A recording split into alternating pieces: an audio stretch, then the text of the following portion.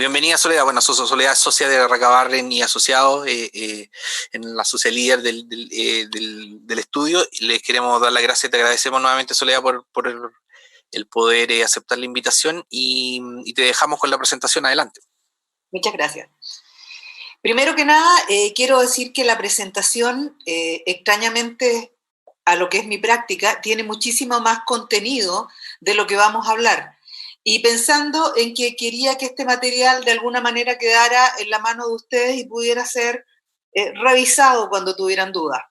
Segundo, hay temas que no fueron regulados en la ley y que no obstante hacemos una propuesta en virtud de darle un sentido lógico al régimen ProPyme. Hoy día en la mañana, o para hoy día en la mañana, elegí este sistema porque la verdad es que son, al final del día, el 98,6% de las empresas del país y de alguna manera mantienen los contratos de trabajo dependientes en más de un 50% de las contrataciones que se hace a nivel empresarial privado. Si a esto le sumamos el hecho de que las familias de los empresarios ProPyme también trabajan en estas empresas y hasta ahora se veían impedidos de tener contratos de trabajo, podemos concluir que fácilmente el nivel de contratación de las pymes es del 60%. Eso llevó obviamente a las pymes a realizar muchísima actividad, tanto con diputados, senadores y con Hacienda, para poder establecer un régimen que sí tuviera un sentido y una lógica. Y ese es un poquitito lo que viene en esta presentación. Primero, ¿quiénes son pymes? Y aquí obviamente cambiamos absolutamente el concepto. Recordemos que pymes en la ley del 2014 y 2016 decía relación con los tipos sociales.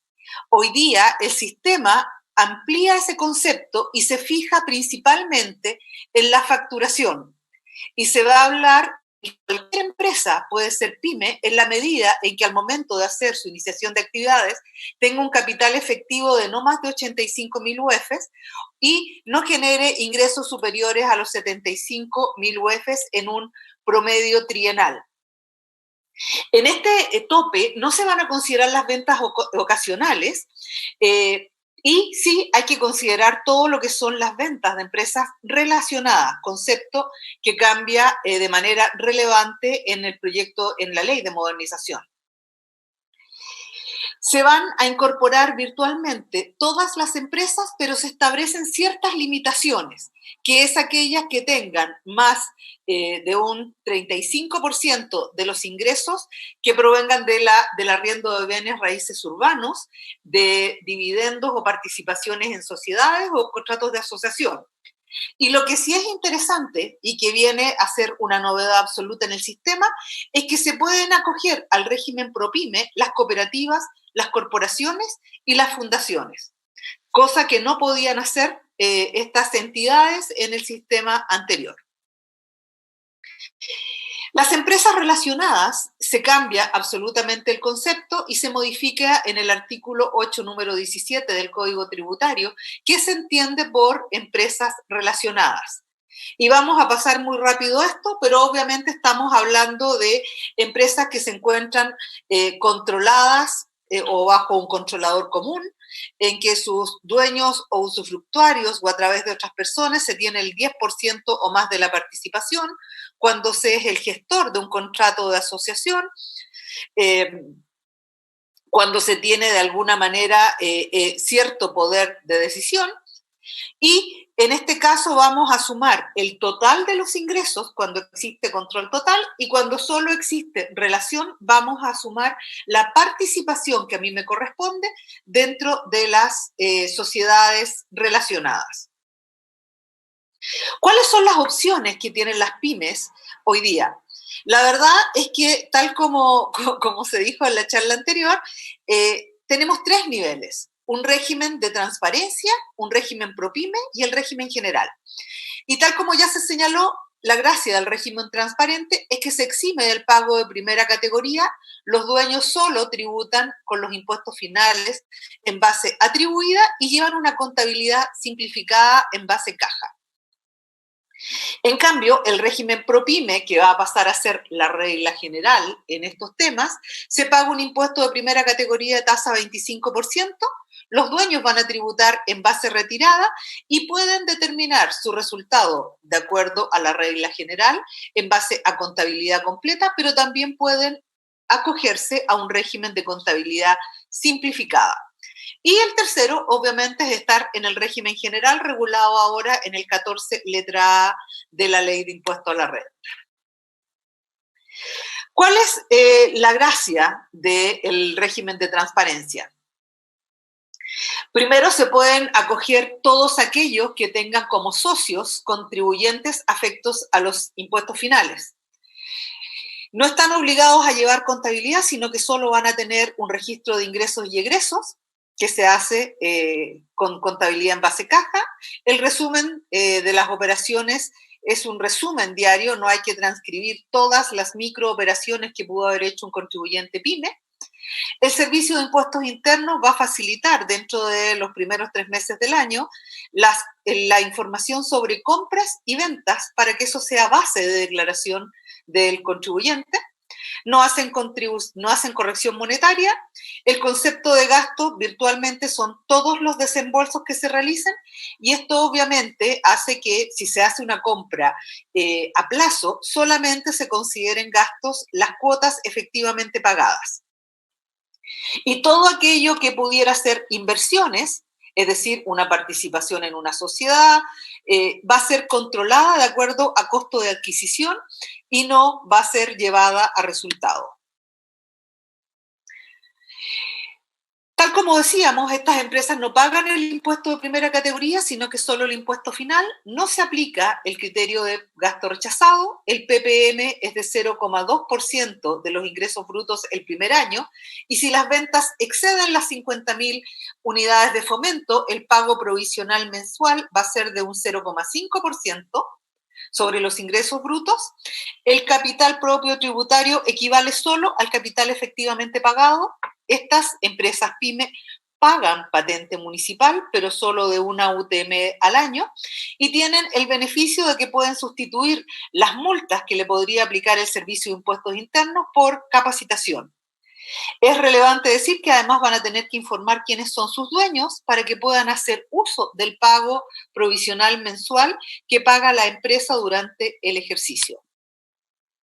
El régimen ProPyme es la regla general, por lo tanto, es aquí donde normalmente caen los contribuyentes que cumplen los requisitos, tributan en base a contabilidad completa, sin embargo, pueden optar por un sistema de contabilidad simplificada. Como decíamos, están afectos a un pago de impuesto primera categoría de 25%. Los dueños tributan sobre base retirada y tienen integración total del impuesto de primera categoría contra sus impuestos finales. El capital propio tributario es un poquitito más complicado que en el caso anterior porque se toma el capital efectivo, se le suma la renta líquida y las rentas percibidas de otras filiales y se le restan las pérdidas, los retiros o distribuciones y los gastos rechazados. Esa va a ser el capital propio tributario que se declara y es también aquel que sirve de base para efecto de pagar patente municipal. A estas empresas sí se les va a aplicar el concepto de gasto rechazado. Tienen un pago de PPM de 0,25 sobre los ingresos brutos y cuando estos excedan de 50.000, la tasa de PPM va a subir al 0,5. Si optan por la opción de llevar una contabilidad simplificada, en principio no tienen, al igual que el régimen transparente, la posibilidad de hacer uso de los beneficios de ingresos no renta, de rentas exentas, pero si se quisiera hacer en este régimen ProPyme uso de estos beneficios, deberán estas empresas, además de su contabilidad simplificada, llevar el registro REC y el registro SAC para poder usar las rentas exentas y los créditos que pudieran otorgárseles. La verdad es que uno diría, hasta aquí llegamos en lo que es la presentación general y nos vamos a abocar en lo que queda principalmente a ver cómo son las transiciones desde las empresas que hoy día están tributando en Chile hacia el régimen PYME. Como podemos ver en este cuadro, estamos viendo dónde estaban las pymes al 31 de diciembre del 2019. Y podemos ver que en el 14, letra A, estaba el 56,3%, en el 14, letra B, el 15,9%, y en el 14, TER, solo el 27% de las empresas. Por lo tanto, es tremendamente relevante determinar qué pasan con los regímenes A y B si es que quieren incorporarse a las nuevas normas que benefician a las pymes. ¿Qué es lo que está pasando acá? Las empresas que están en el 14 TER actualmente van a pasar automáticamente al régimen de transparencia. Las empresas que están en el 14A y en el 14B y que cumplen con los requisitos para ser consideradas pymes, se van al régimen simplificado. Esto implica que tienen que tributar con contabilidad completa y que pueden acogerse a contabilidad simplificada. Si una pyme desea estar bajo el régimen general, es decir, hoy día es 14 TER, pero desea entrar al 14A nuevo, va a tener que solicitarlo expresamente antes del 30 de abril de este año. Y si una empresa que estuvo en transparencia, bajo el régimen de transparencia y salió, desea volver a este régimen, va a tener que esperar 5 años. Vamos viendo cómo se aplica esta transición de un régimen a otro. Una sociedad que estaba en el 14 TER antiguo pasa automáticamente al régimen de transparencia. Si estaba devengando pagos por el FUT histórico, el plazo para pagar este impuesto se va a extender por hasta 10 años y van a mantener sus registros de caja, tal como los tienen hoy día. Si vemos qué pasa con las sociedades que estaban en el 14A antiguo y que quieren entrar al régimen de transparencia, van a tener que ejercer esta opción antes del 30 de abril, porque las del 14A, les recuerdo, iban al régimen ProPyme. Por lo tanto, van a requerir hacer la declaración jurada del empresario unipersonal o suscribir por escritura pública un acuerdo de socio o un acuerdo de juntas, dependiendo de cuál sea el tipo social de la empresa del 14A que se desea incorporar al régimen transparente. Van a tener que informar los saldos existentes en el registro RAP, REC, SAC y STUT, que si bien no aparece dentro de la normativa, es claro que hay que informarlo. Dado que esta empresa va a dejar de estar en un régimen de contabilidad y va a entrar a un sistema atribuido, el STUT acumulado va a ser un ingreso diferido que se va a tributar por el periodo de hasta 10 años y va a ser considerada parte de la base afecta tributación de los socios. Como las empresas que estaban en 14A llevaban contabilidad, van a poder considerar como gasto al 1 de enero del 2020 el valor de los activos fijos que aún no se habían depreciado, las pérdidas acumuladas. Y el registro, los saldos que existan en el registro REX, se van a entender retirados por los socios. ¿Qué pasa cuando una empresa PYME estaba en el 14B antiguo y quiere ingresar al régimen de transparencia? Si se cumplen los requisitos generales, deberá ejercer la opción de transparencia antes del 30 de abril. Al igual que en el caso anterior, mediante declaración jurada, escritura pública de acuerdo a los socios o de la Junta. Deben informar los saldos existentes en el RAI, en el REC, en el SAC y el STUT, que era simplemente un control. Y todo el saldo de utilidades afectas a impuestos acumuladas, ya sea que provengan del RAI o que se les incorpore el STUT, van a tener que tributar como un ingreso diferido por el plazo de 10 años. Van a considerar, al igual que en el caso anterior, como gasto al 1 de enero el valor de los activos fijos que no se ha depreciado y las pérdidas acumuladas. Y al igual que en el caso anterior, cualquier saldo de REC se va a entender retirado desde estas empresas. ¿Qué pasa ahora si una empresa que hoy está en el artículo 14 ter antiguo desea pasar al régimen ProPyme? Dado que las empresas del artículo 14 ter antiguo pasan automáticamente al régimen de transparencia, van a tener que ejercer esta opción al 30 de abril. Si estaban devengando el pago de STUT, se va a extender a 10 años. Estas empresas van a poder optar por quedarse en el régimen ProPyme con un sistema de contabilidad simplificado. Sin embargo, en este sistema, obviamente, también van a tener que ejercer la opción, si no se van a ir a contabilidad completa. Si la empresa optara esta 14 ter por irse al régimen ProPyme con contabilidad completa, va a tener que hacer un balance inicial. Y este balance inicial difiere bastante de lo que fueron los balances iniciales en el régimen anterior, del 2014 y el 2016, ya que el activo fijo y las materias primas, como los bienes raíces, que en la parte que se pueden depreciar, van a poder ser registrados en un peso o en el valor de mercado.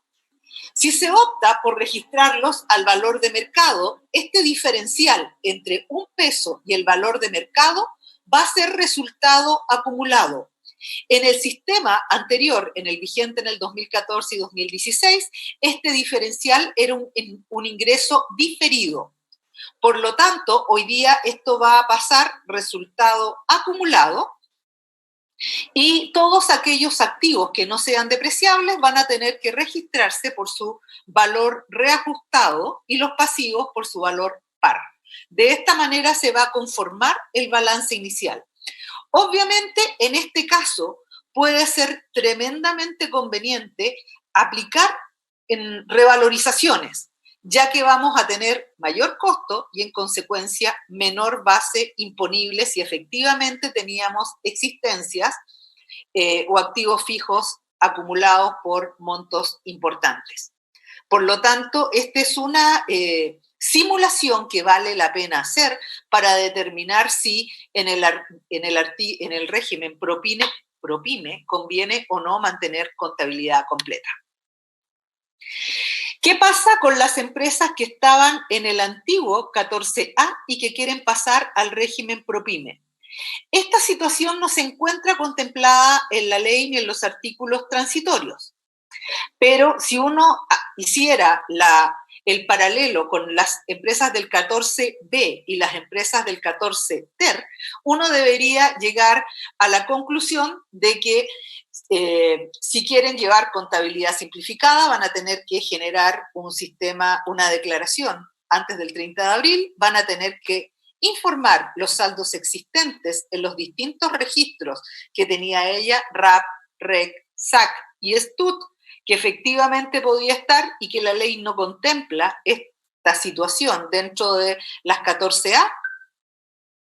Y dado que esta empresa tributa en base a retiro, este STUT debería quedar registrado y no tributarse. Las empresas del 14B que pasan al régimen ProPyme, si cumplen los requisitos, van a entrar obviamente automáticamente a este sistema con contabilidad completa. Si desean tributar en base caja, van a tener que ejercer la opción y deberán informar los saldos existentes en todos los registros que ella tenía, RAI, REC, SACS y STUT. ¿Cuál es una situación especial que se da y que hay que tener en cuenta? En el régimen 14A antiguo hay una serie de empresas que no pueden acogerse al régimen ProPyme, como por ejemplo aquellas que reciben un 35% o más de sus ingresos por arriendos de bienes raíces urbanos o participaciones en otras sociedades o cuotas de fondo. Dado que estas empresas no pueden ejercer el derecho de acogerse al régimen ProPyme, van a tener que elegir una de dos opciones. O pasan al régimen parcialmente integrado y se van al nuevo 14A, o hacen término de giro y comienzan de aquí en adelante a tributar como comunidad o en base a las participaciones que perciben. Esto es relevante porque si había una empresa que tenía bienes raíces, los cuales los destinaba al arriendo, hoy día tiene la posibilidad de acogerse a tributar solo con global complementario por las rentas que reciba o irse al sistema parcialmente integrado. Sin embargo, es importante que si se opta por el término de giro, el STUT acumulado en esta 14A se va a considerar ingreso del último ejercicio. Por lo tanto, tenemos que evaluar de manera muy consciente si nos vamos a ir al régimen semi-integrado o si vamos a poder realizar término de giro. ¿Cuáles son los incentivos que da el régimen ProPyme? Uno es el incentivo al ahorro, que incluye a empresas que no están dentro del régimen ProPyme, porque llega a facturación hasta 100.000 unidades de fomento anuales. Tienen que ser empresas pymes con contabilidad completa. Pueden reducir hasta el 50% de su renta líquida como reinversión en la medida que este monto no exceda las 5.000 UFs. El uso de este incentivo va a tener que ser informado al Servicio de Impuestos Internos y se establece una excepción adicional, que no pueden usar este beneficio las empresas que reciban más de un 20% de sus ingresos y que provengan estos de capitales mobiliarios o contratos de asociación. Por lo tanto, tienen que tener menos de un 20% de este tipo de rentas para poder hacer uso del incentivo al ahorro. Tal como se vio en la charla anterior, también las empresas ProPyme van a estar exentas de un impuesto adicional, en la medida en que tengan una facturación inferior a 100.000 UFs, que tributen en base a renta efectiva, y no van a tener que pagar el impuesto adicional por pagos que realicen al exterior por concepto de publicidad o suscripción o uso de plataformas o servicios tecnológicos. Tiene, eso sí, estas dos limitaciones, que este pago, para estar exento, no puede realizarse a empresas relacionadas al pagador, y si el prestador de servicios está domiciliado en jurisdicciones de baja carga tributaria, no va a estar totalmente liberado de este impuesto, pero sí se va a ver afecto a una tasa reducida de solo el 20%. Otro beneficio de los regímenes ProPyme es que van a poder participar de las empresas capitales ángeles. Y para estos efectos tiene cierta regulación especial los capitales ángeles. No se van a considerar empresas relacionadas, por lo tanto, una empresa que se dedica de alguna manera a promover el emprendimiento no va a sumar ni va a obligar a sumar las participaciones de los distintos negocios en los que esta empresa participe. Esta empresa va a tener que tener como objeto exclusivo promover el emprendimiento y la innovación tecnológica. Estas empresas se van a tener que certificar en Corfo y van a tener que suscribir un convenio con la empresa PYME que establezca cuál es el plan de desarrollo del proyecto. Se va a prohibir realizar disminuciones de capital desde la empresa ProPyme que puedan afectar este financiamiento. Es decir, esto no va en beneficio de los dueños de la pyme, sino del negocio. Y ninguna de las dos, la empresa Capital Ángel y el emprendimiento, pueden encontrarse relacionados en los términos que establece el artículo 8, número 17 del Código Tributario. Y finalmente hay una serie de normas que vienen a beneficiar de manera importante a las pymes. Se amplía el concepto de gasto, se elimina el rechazo de gastos por compra a supermercados. Esto fue tremendamente relevante para las pymes y lo hicieron ver en el Congreso tanto en el año 2014 como en el año 2016, ya que ellos no cuentan con, muchas de estas empresas pymes no cuentan con la posibilidad de recibir compras desde grandes suministradores, sino que más bien tienen que suministrar sus mercaderías en los supermercados. Esta norma es tremendamente relevante, ya que a contar de esta reforma se acepta que el empresario, el cónyuge e hijos puedan ser contratados por la empresa. Y esta contratación puede ser a valor de mercado siempre que trabajen efectivamente en la sociedad. Una de las cosas que era increíble era que en las pymes, donde normalmente es el núcleo familiar quien es el principal fuerza de trabajo, no pudiera tener la cónyuge o los hijos mayores de 18 años contratos de trabajo. A contar del 1 de enero del 2020, esto es posible y constituye una visualización de que la contratación que realicen las pymes excede con creces el 50% de los contratos de trabajo existentes en Chile. Esto es tremendamente relevante porque además constituye un tremendo incentivo para que los empresarios pyme y su familia realicen cotizaciones previsionales, cosas que tampoco podían hacer hasta ahora, ya que no les era permitido tener contratos de trabajo. Y todos sabemos que las cotizaciones de independientes van bastante en relación a la disponibilidad de caja, en términos tales de que si a una pyme en un mes no le iba tan bien, simplemente dejaban de cotizar sus dueños. En cambio, al tener contratos de trabajo, esto se transforma en una obligación y parte de la práctica y la buena práctica que van a tener las pymes con sus dueños. Otro tema relevante es que ya no va a ser gasto rechazado el uso de bienes de la empresa por parte de los trabajadores, y en esos mismos términos deberíamos concluir que es un gasto deducible. Y también van a tener como deducibilidad el gasto por pago de indemnizaciones judiciales, extrajudiciales o cláusulas penales. Esto era tremendamente relevante en las multas que se podían aplicar a pequeñas empresas de la construcción. La verdad es que esta es una visión general y lo relevante de toda la normativa PYME es que por fin se le pone énfasis a la forma de iniciar negocios. Chile se estaba concentrando de manera excesiva en cuanto a hacer un oligopolio en cuanto a la existencia de empresas.